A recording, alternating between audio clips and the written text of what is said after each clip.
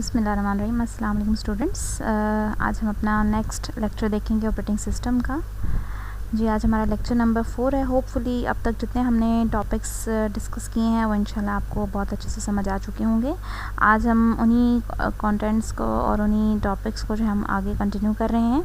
और देख रहे हैं कि आज हमने फर्दर कौन कौन सी जो टॉपिक्स हैं कौन कौन से वो डिस्कशन में हमने शामिल करने हैं।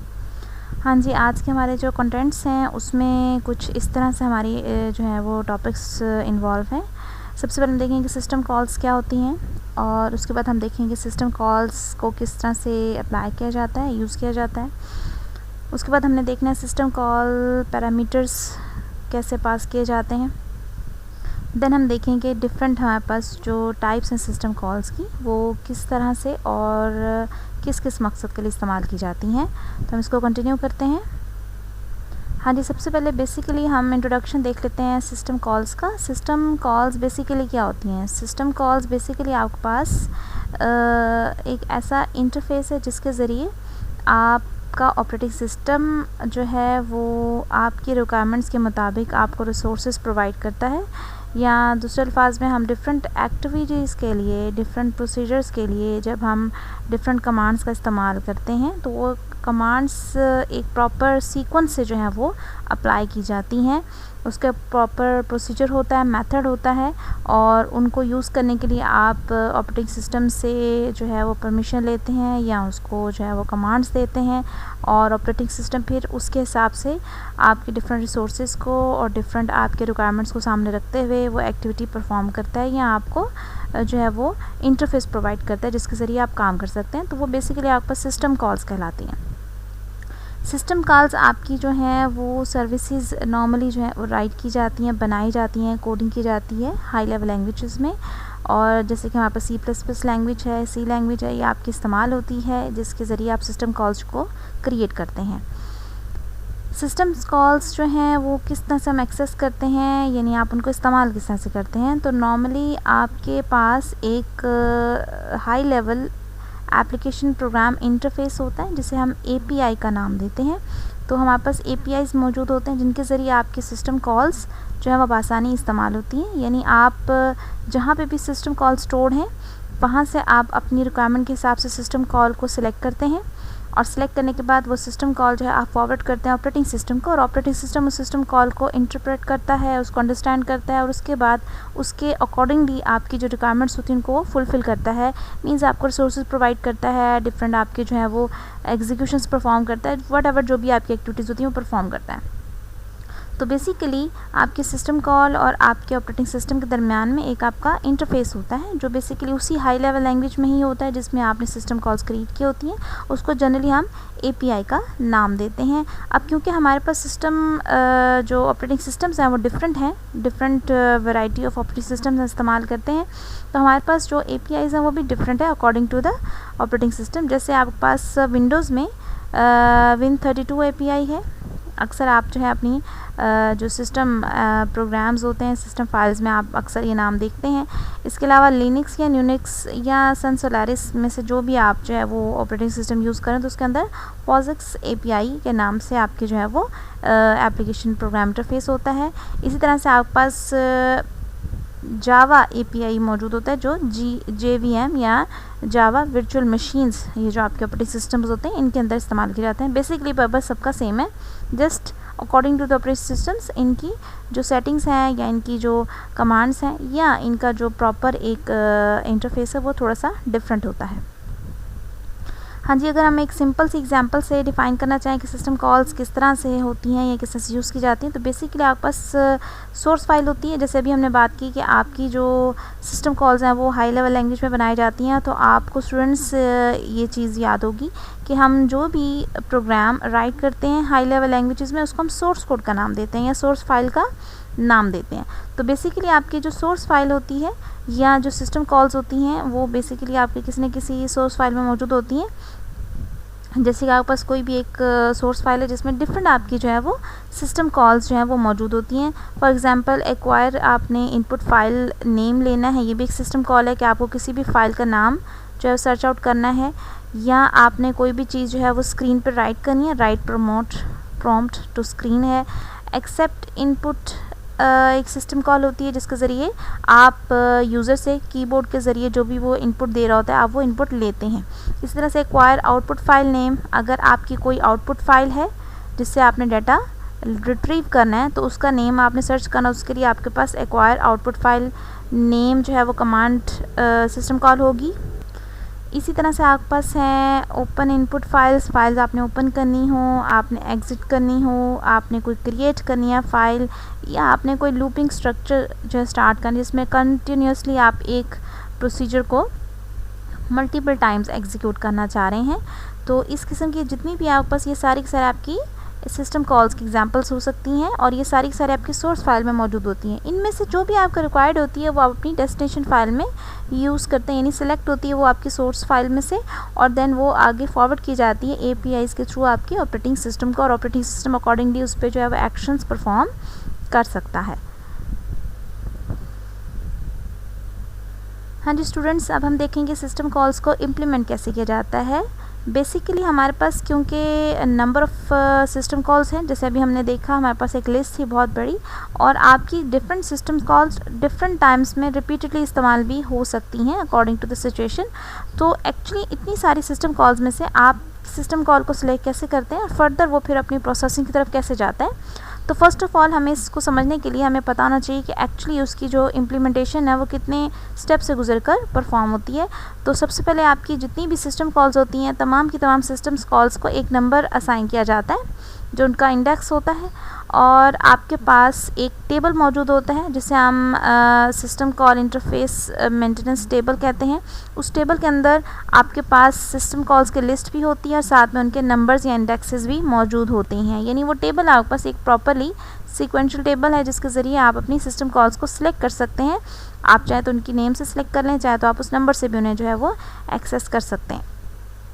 उसके बाद जब आप कोई भी एक्शन परफॉर्म करते हैं, यानी कोई भी यूज़र प्रोग्राम है जो कि कोई भी एक्शन परफॉर्म कर रहा है, कोई भी एग्जीक्यूशन प्रोसेस के दौरान उसको किसी भी सिस्टम कॉल की ज़रूरत पड़ती है, तो आपकी जो सिस्टम कॉल होती है वो इन्वोक की जाती है, मतलब उसको सिलेक्ट किया जाता है, कॉल किया जाता है, और वो कॉल जो है वो ऑपरेटिंग सिस्टम जो है कर्नल, बेसिकली हमने देखा था कर्नल क्या होता है, आपका लो लेवल ऑपरेटिंग सिस्टम होता है जो कि आपके बेसिक जो कमांड्स हैं या बेसिक आपके जो ऑपरेशंस हैं जो आपने अपने हार्डवेयर से परफॉर्म करवाने हैं वो कर्नल जो है वो हैंडल कर रहा होता है। तो उसके ज़रिए उसको इन्वोक किया जाता है, और जैसे ही सिस्टम कॉल आपकी सिलेक्ट हो जाती है लिस्ट में से अकॉर्डिंग टू द नंबर, तो ऑपरेटिंग सिस्टम कर्नल जो है वो उसको जो है इवेल्यूएट करता है, उसको प्रोसेस करने के बाद जो भी इसका रिस्पांस होता है यानी उसका जो स्टेटस होता है उसको वो चेक करने के बाद उसको आपको रिटर्न करता है। उसके बाद जो है ये जो यूज़र प्रोग्राम होता है वो अपनी रिक्वायरमेंट के हिसाब से उस सिस्टम कॉल को परफॉर्म करवाता है और अपनी एग्जीक्यूशन को कंटिन्यू करता है। अगर हम इसको एक एग्जांपल से शो करना चाहें तो फॉर एग्जांपल अगर आप देखें यहाँ पर स्क्रीन पे आपको नज़र आ रहा है कि यूज़र एप्लीकेशन है, मींस आप यूज़र कोई भी जो है वो एप्लीकेशन को परफॉर्म कर रहा है और ड्यूरिंग एग्जीक्यूशन उसे किसी भी फाइल को, किसी भी डायरेक्टरी को ओपन करना है, तो ऑटोमेटिकली वो एक कमांड जनरेट करेगा ओपन के नाम से। अब ये जो ओपन है ये एक्चुअली आपकी एक सिस्टम कॉल है, क्योंकि ऑटोमेटिकली फ़ाइल ओपन नहीं हो सकती, फ़ाइल को जो है वो ऑपरेटिंग सिस्टम ने ओपन करना है, और ये एक तरह से कमांड की शक्ल में ऑपरेटिंग सिस्टम को फॉरवर्ड किया जाएगा मैसेज, जिसको वो परफॉर्म करेगा। तो जैसे ही यूज़र एप्लीकेशन जो है वो अपना एक कोड जनरेट करता है ओपन के नाम से, तो जो आपका मोड होता है वो यूज़र मोड से कर्नल मोड की तरफ शिफ्ट हो जाता है। यूज़र मोड जिसमें यूज़र अपनी मर्ज़ी से कंप्यूटर हैंडल करता है, उसके एप्लीकेशंस को हैंडल कर रहा होता है, और जैसे ही वो ओपन पर आएगा तो इट मीन्स कि अब ये चीज़ यूज़र के इख्तियार से बाहर हो चुकी है, इसको ऑपरेटिंग सिस्टम को हैंडल करना पड़ेगा। तो ऑटोमेटिकली जो यूज़र मोड है वो स्विच हो जाता है कर्नल मोड की तरफ, यानी कंप्यूटर को हैंड ओवर हो जाता है या ऑपरेटिंग सिस्टम को हैंड ओवर हो जाती हैं एक्टिविटीज़, और इसमें जो आपका ऑपरेटिंग सिस्टम है वो बेसिकली उस टेबल में चला जाता है, उस इंटरफेस में चला जाता है जहाँ पे सारी की सारी आपकी सिस्टम कॉल्स मौजूद हैं। जैसे कि यहाँ पर आपके पास सपोज एक लिस्ट, एक फ़ाइल मौजूद है, सोर्स फाइल है, उसमें जाके सर्च आउट करेगा और वहाँ से उस ओपन के नाम से जो आपकी सिस्टम कॉल है उसे सर्च आउट करेगा, चाहे उसके नाम से या नंबर से, और उसके बाद उस सिस्टम कॉल को ओपन करने के बाद उसके अंदर जितनी भी सेट ऑफ इंस्ट्रक्शंस दी हुई हैं, कमांड्स दिए, उनको एग्जीक्यूट करने की कोशिश करेगा, और एग्जीक्यूट करने के बाद यानी उसमें जो जो एक्टिविटीज़ हैं, जो भी उसमें कमांड्स लिखी हुई हैं, उनको करने के बाद परफॉर्म करने के बाद वापस वहीं पर या यूज़र एप्लीकेशन की तरफ दोबारा अपना कंट्रोल जो है वो ट्रांसफ़र कर देगा जहाँ से उसने स्टार्ट लिया था। यानी ये properly user mode to kernel mode की तरफ एक स्विचिंग होती है, जिसमें आपकी कमांड या सिस्टम कॉल जो है वो एग्जीक्यूट होने के बाद और जैसे ही कंप्लीट हो जाता है प्रोसेस, दोबारा कर्नल मोड से वापस यूज़र मोड में उसको ट्रांसफ़र कर दिया जाता है। हाँ जी, अगर आप देखें सपोज़ आपकी कोई भी मेन फाइल मौजूद है, आपने उसको सी में बनाया हुआ है, जिसमें आप एक प्रिंट एफ की स्टेटमेंट देते हैं। प्रिंट एफ या सी आउट से मुराद हम स्क्रीन पर कोई भी मैसेज डिस्प्ले करवाना चाह रहे होते हैं। तो अब एक्चुअली स्क्रीन तक जाने के लिए हमें एक कमांड की ज़रूरत पड़ेगी, हमें एक जो है सिस्टम कॉल की ज़रूरत पड़ेगी कि स्क्रीन को जो है वो एम्प्टी किया जाए या स्क्रीन को देखा जाए कि वो फ्री है और उस पर यूज़र की जो भी इंस्ट्रक्शंस हैं वो फॉरवर्ड की जा सके। स्क्रीन क्योंकि आपकी एक डिवाइस है, एक रिसोर्स है, उसको हैंडल करने के लिए ऑब्वियसली ऑपरेटिंग सिस्टम की सपोर्ट चाहिए होगी। तो जैसे ही आपकी ये वाली जो है ये स्टेटमेंट आपके प्रोग्राम में आती है, फ़ौरन से आपका जो कंट्रोल है यूज़र मोड से वापस कर्नल मोड में चला जाता है और कर्नल मोड में जाते ही वो वहाँ पर लाइब्रेरी फाइल्स में से इस इंस्ट्रक्शन को जो है वो एलेबोरेट करने के लिए इसकी कमांड को या इसकी स्टेटमेंट्स को जो है वो उसमें से सर्च आउट करता है और उसके मुताबिक जो भी उसमें कमांड्स लिखी होती हैं, जो भी उसकी इंस्ट्रक्शंस होती हैं, उनको फॉलो करते हुए आपका मैसेज स्क्रीन पर फॉरवर्ड कर देता है, डिस्प्ले कर देता है और उसके बाद दोबारा कंट्रोल वहीं आ जाता है जहाँ से आपने उसको सेंड किया था और बाकी रिमेनिंग जितनी भी आपकी कमांड्स होती हैं वो सारी की सारी एग्जीक्यूट होना शुरू हो जाती हैं। तो बेसिकली हम इसको इस तरह से कह सकते हैं कि आपके प्रोग्राम में हर एक स्टेटमेंट पे जो भी एक्टिविटी आप परफॉर्म करवाना चाह रहे थे, जो भी कोड आप लिख रहे होते हैं, बेसिकली उसके पीछे आपकी सिस्टम कॉल मौजूद होती है और हर कमांड को, हर स्टेटमेंट को, हर इंस्ट्रक्शन को एग्जीक्यूट करने के लिए आप यूज़र मोड से कर्नल मोड में शिफ्ट होते हैं। उसके अकॉर्डिंगली सिस्टम कॉल को जो है वो सर्च आउट किया जाता है। ऑपरेटिंग सिस्टम फिर सिस्टम कॉल को जो है वो इवेलुएट करता है, उसको अंडरस्टैंड करता है, उसको एलेबोरेट करता है और उसके अकॉर्डिंगली आपको आउटपुट रिस्पॉन्स देने के बाद वापस आपके प्रोग्राम में रिटर्न हो जाता है, यानी यूज़र मोड में दोबारा उसको स्विच कर देता है। हाँ जी, अब हम देखेंगे सिस्टम कॉल पैरामीटर पासिंग। सबसे पहले यहाँ पे जो पैरामीटर्स हैं पहले इसको समझने की ज़रूरत है। आप लोग अपनी लैंग्वेज में, प्रोग्रामिंग में पैरामीटर्स के कॉन्सेप्ट बहुत अच्छे से अंडरस्टैंड कर चुके हैं, फिर भी हम यहाँ पे एक दफ़ा उसको रिवाइज़ कर लेते हैं। स्टूडेंट्स, पैरामीटर्स बेसिकली आपकी वो वैल्यूज़ होती हैं,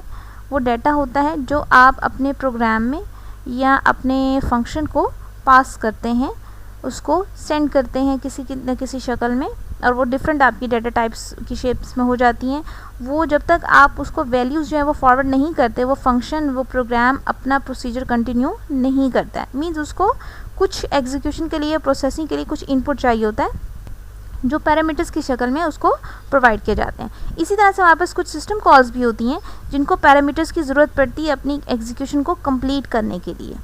जैसे कि आपके पास डिफरेंट जो है वो सिचुएशंस हो सकती हैं कि आपको डिफरेंट टाइप्स का डाटा जो है वो प्रोवाइड करना है सिस्टम कॉल्स को, और बेसिकली ये क्योंकि ऑपरेटिंग सिस्टम को चाहिए होता है, ऑपरेटिंग सिस्टम ने उस हिसाब से अपनी वर्किंग को कंटिन्यू करना होता है। तो इट मीन्स कि ये बहुत इंपॉर्टेंट है कि आपने किस किस्म की इन्फॉर्मेशन जो है वो सिस्टम कॉल्स को पास करनी है एज अ पैरामीटर्स। इसमें हमारे पास डिफरेंट मेथड्स होते हैं जिसके ज़रिए आप जो है वो पैरामीटर्स को पास करते हैं सिस्टम कॉल्स में। सबसे पहले सिंपलेस्ट फॉर्म होती है जिसके अंदर हम जो है डायरेक्ट जो वैल्यूज़ होती हैं, जो डाटा होता है, वो हम सिस्टम कॉल्स को पास करते हैं, सेंड करते हैं और वो सेंड की जाती है रजिस्टर्स की मदद से।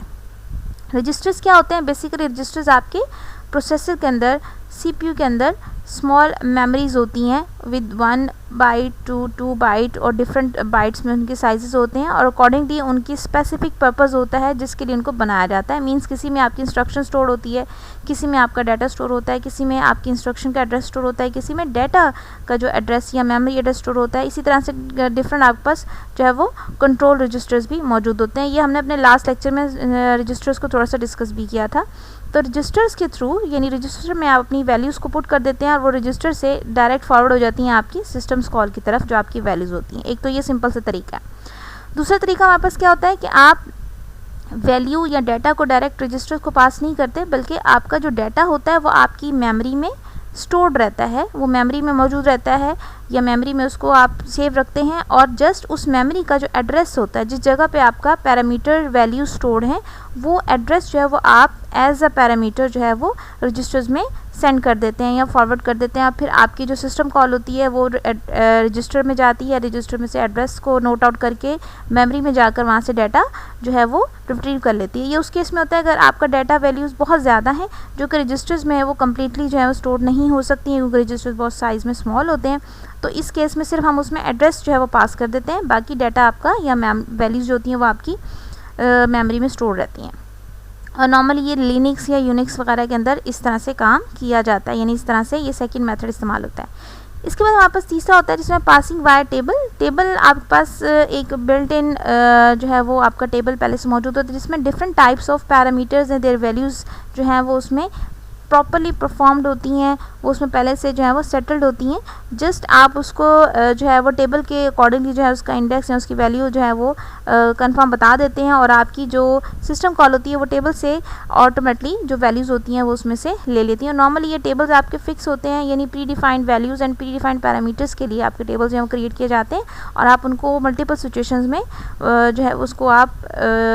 रिपीटेडली इस्तेमाल कर सकते हैं और ईजी होता है ये आपके लिए इस्तेमाल करना, यानी आपकी हर चीज़ जो है वो प्री डिफाइंड है, वैल्यूज़ भी प्री डिफाइंड है और सीक्वेंस में आपके पास मौजूद हैं। आपको हर दफ़ा new value new data parameters देने की ज़रूरत नहीं पड़ती, आप जस्ट टेबल असाइन कर दें, वो टेबल से जाके खुद ही अपने पैरामीटर जो है वो उसमें से रिट्रीव कर लेगा और उसको यूज़ कर लेंगे system calls.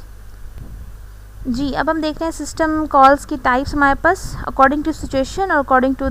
Working and requirements हमारे पास डिफरेंट टाइप्स की सिस्टम कॉल्स होती हैं, जिसमें हमारे पास हैं कुछ प्रोसेस कंट्रोल सिस्टम कॉल्स हो सकती हैं, फाइल मैनेजमेंट हो सकती हैं, डिवाइस मैनेजमेंट हो सकती हैं, इंफॉर्मेशन मेंटेनेंस होती हैं, कम्युनिकेशन से रेलिवेंट होती हैं और कुछ हमारी प्रोटेक्शन जो हमारे फैक्टर्स होते हैं उससे रेलिवेंट भी सिस्टम कॉल्स आपके पास मौजूद होती हैं। हाँ जी, सबसे पहले हम देख रहे हैं प्रोसेस कंट्रोल जो सिस्टम कॉल्स हैं बेसिकली क्या हैं। तो नॉर्मली हमारे पास जो प्रोसेस होता है वो आपका जो भी प्रोग्राम या जो भी आपकी स्टेटमेंट या जो भी कमांड अंडर एग्जीक्यूशन होती है या ऑपरेटिंग सिस्टम जिसको एग्जीक्यूट कर रहा होता है उसको हम प्रोसेस का नाम देते हैं। हमने इसको पिछले अपने लेक्चर्स में डिफाइन किया था कि जो भी आप प्रोग्राम या जो भी कमांड एग्जीक्यूट करवा रहे होते हैं या ड्यूरिंग एग्जीक्यूशन जो भी आपकी प्रोग्राम या जो आपकी कमांड्स होती हैं उनको हम प्रोसेस का नाम देते हैं। अब कोई भी प्रोसेस रनिंग पोजीशन में है, ऑपरेटिंग सिस्टम से एग्जीक्यूशन कंटिन्यू है उसकी, वो कंटिन्यूसली एग्जीक्यूशन प्रोसेस में है और अचानक से उसको जो है वो स्टॉप करना पड़ रहा है किसी और वजह से, दरमियान में कोई जो इंटरप्ट आ चुकी है, कुछ और उसको एक्टिविटी परफॉर्म करनी है, किसी रिसोर्स की ज़रूरत पड़ती है, व्हाटएवर कोई भी एक्शन परफॉर्म करने के लिए उसको दरमियान में या जो है उसको प्रॉपरली जो है जैसे ही वो कंप्लीट हो जाता है प्रोसेस अपनी एग्जीक्यूशन कंप्लीट कर लेता है और उसके बाद उसको आप स्टॉप करते हैं, उसको ख़त्म करते हैं, तो उसके लिए जो आपकी सिस्टम कॉल्स इस्तेमाल होती हैं वो आपकी प्रोसेस कंट्रोल सिस्टम कॉल्स कहलाती हैं। बेसिकली आपके पास एक कमांड दरमियान में जो है वो जनरेट होती है जिसकी मदद से आप ऑपरेटिंग सिस्टम को बताते हैं कि जी इस प्रोसेस को जो है वो आपने स्टॉप करना है, चाहे वो आप उसको नॉर्मल टर्मिनेट करें या उसको जो है वो एबनॉर्मल टर्मिनेट करें। एबनॉर्मल टर्मिनेट मींस कि आपने अभी उसका कुछ हिस्सा बाकी था एग्जीक्यूशन का लेकिन आपने उसे उससे पहले ही जो है वो अचानक से स्टॉप कर दिया, रोक दिया और वो दरमियान में ही रुक चुका है, उसके पास कोई रिज़ल्ट भी प्रोवाइडेड नहीं है। तो इस किस्म के काम के लिए जो हम यूज़ करते हैं सिस्टम कॉल्स वो आपकी प्रोसेस कंट्रोल जो है वो सिस्टम कॉल्स कहलाती हैं और ये नॉर्मली जो है उसके अगला प्रोसेस जो भी होगा, जो नेक्स्ट कमांड है, नेक्स्ट इंस्ट्रक्शन है, उसको भी फॉलोअप करती हैं कि इसको रोककर कौन से वाले प्रोसेस को कंटिन्यू करना है। तो ये नॉर्मली हर टाइम आपके कंप्यूटर में ये काम हो रहा होता है। आप जब भी बहुत सारी एप्लीकेशंस को एग्जीक्यूट कर रहे होते हैं, आपकी स्क्रीन पे बहुत कुछ आपको नज़र आ रहा होता है कि कंप्यूटर में बहुत सारी एक्टिविटीज़ परफॉर्म हो रही हैं, तो बेसिकली उसके बैक पर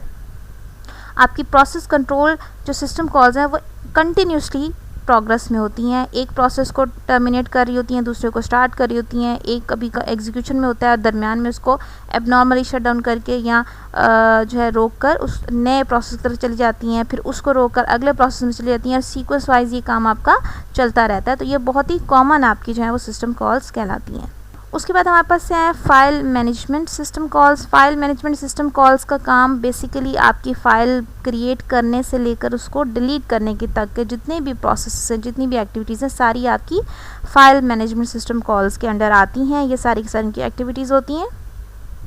और फाइल्स को बनाने के लिए डिफरेंट एट्रीब्यूट्स का भी इस्तेमाल किया जाता है। एट्रीब्यूट्स मीन्स वैल्यूज़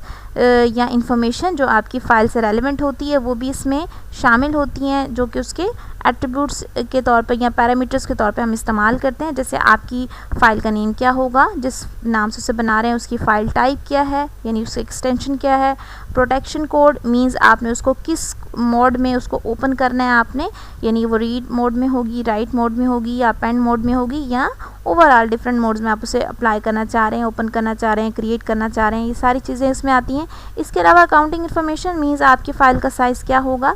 आपकी फ़ाइल किस डेट को क्रिएट की गई है, एंड फर्दर सो ऑन। ये तमाम इन्फॉर्मेशन आपके सारे के सारे एट्रीब्यूट्स भी सिस्टम कॉल्स के अंडर लाई करती हैं।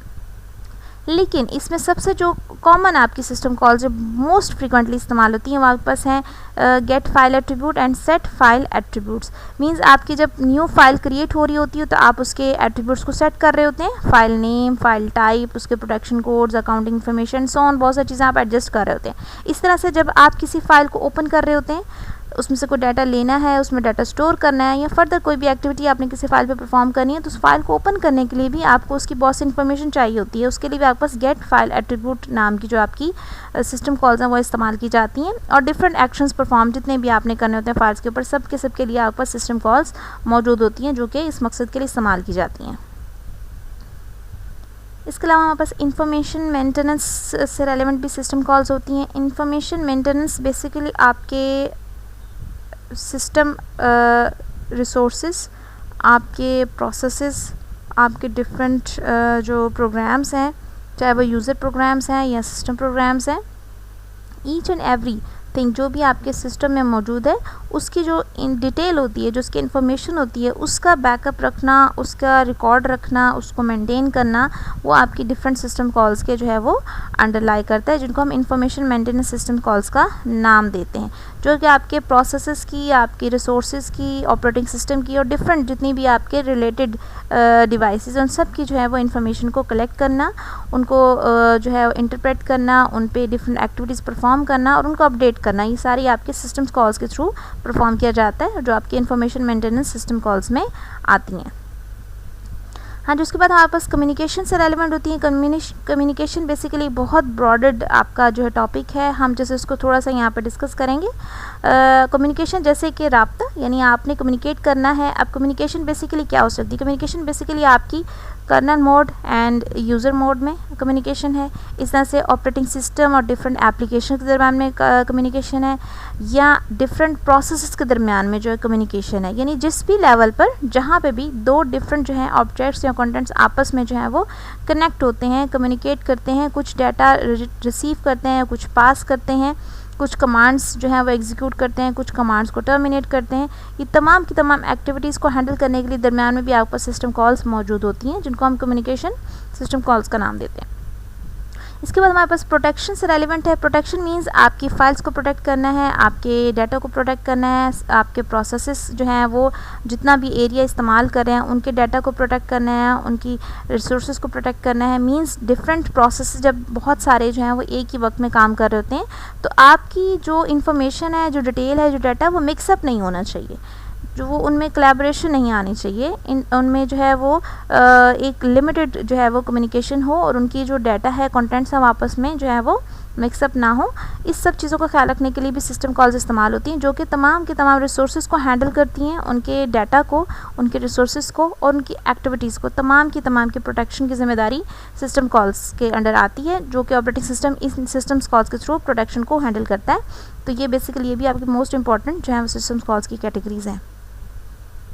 हाँ जी, और इसके अलावा हमारे पास डिवाइस मैनेजमेंट सिस्टम कॉल्स होती हैं। डिवाइस बेसिकली आपके जितने भी रिसोर्सेज हैं, जैसे आपकी मेन मेमोरी है, फाइल्स हैं, आपकी डिस्क ड्राइव्स हैं, इनपुट आउटपुट जितनी भी आपकी डिवाइसेस हैं वो सारी की सारी आपकी कंप्यूटर रिसोर्सेज हैं। और ऑब्वियसली उनकी मेंटेनेंस और उनके स्टेटस को अपडेट करना ये भी आपके ऑपरेटिंग सिस्टम की जिम्मेदारी में शामिल है। और इसके लिए जो आपकी सिस्टम कॉल्स इस्तेमाल होती हैं, जो इनके रिसोर्सेज को, अवेलेबिलिटी को, एलोकेशन को जब हैंडल करती हैं, वो आपकी डिवाइस मैनेजमेंट सिस्टम कॉल्स कहलाती हैं। फॉर एग्जांपल आपने कोई भी प्रिंट की कमांड देनी है और प्रिंटर आपको चाहिए, तो सबसे पहले जैसे आप अपने किसी भी फाइल को प्रिंट करवाना चाह रहे होते हैं और आप अपने कीबोर्ड से कमांड देते हैं प्रिंट के लिए, तो ऑब्वियसली सबसे पहले आपकी जो सिस्टम कॉल इन्वोक होगी वो आपकी प्रिंट जो है वो प्रिंटर को जो एक्सेस करने के लिए आपकी जो है वो device management system call invoke होती है। वो सबसे पहले ये चेक करती है कि क्या आपका वो रिसोर्स यानी प्रिंटर फ्री है, अवेलेबल है या नहीं है। अगर सपोज़ आपका प्रिंटर फ्री है तो ऑटोमेटिकली आपकी जो कमांड है, जो आपकी इंस्ट्रक्शंस है, उसको फॉरवर्ड कर दी जाती हैं और उसी तरह से आपका प्रिंटर जो है वो अपनी प्रिंटिंग जो एक्टिविटी वो परफॉर्म करना शुरू कर देता है। लेकिन अगर सपोज़ प्रिंटर उस टाइम किसी और प्रिंटिंग फाइल में बिज़ी है, किसी और जो है वो एक्टिविटी में बिज़ी है, इट मीन्स आपके जो रिसोर्स है वो फ्री नहीं है, आप उसे अभी यूज़ नहीं कर सकते, तो ऑब्वियसली आपको उसको जो है वो वेट करना होगा। और ये वेटिंग प्रोसेस भी आपकी इन्हीं सिस्टम कॉल्स के अंदर आता है। वो टाइम नोट करती हैं कि कब तक आपके जो है वो आपकी वेटिंग प्रोसीजर रहेगा, और जैसे ही आपका रिसोर्स फ्री होता है ऑब्वियसली दोबारा वो आपको जो है वो अलर्ट मैसेज फॉरवर्ड करती हैं आपके प्रोग्राम को कि अब आपकी जो डिवाइस है वो अवेलेबल है, और उसी तरह से आपकी जो कमांड होती है उस डिवाइस को या रिसोर्स को जो है वो फॉरवर्ड कर दी जाती है। तो इस तरह से आपकी डिफरेंट फाइल्स को इजीली मैनेज किया जाता है सिस्टम्स कॉल्स के थ्रू। इसी के साथ हमारा ये लेक्चर वाइंड अप होता है। आपने कोशिश करनी है आज के टॉपिक्स को अच्छे से जो है वो इसको रिव्यू करना है, और होपफुली हम इसको आज जो जितने भी टॉपिक्स हमने डिस्कस किए हैं आपने इसको अच्छे से कवर अप करना है। Thank you very much. Allah हाफ़िज़।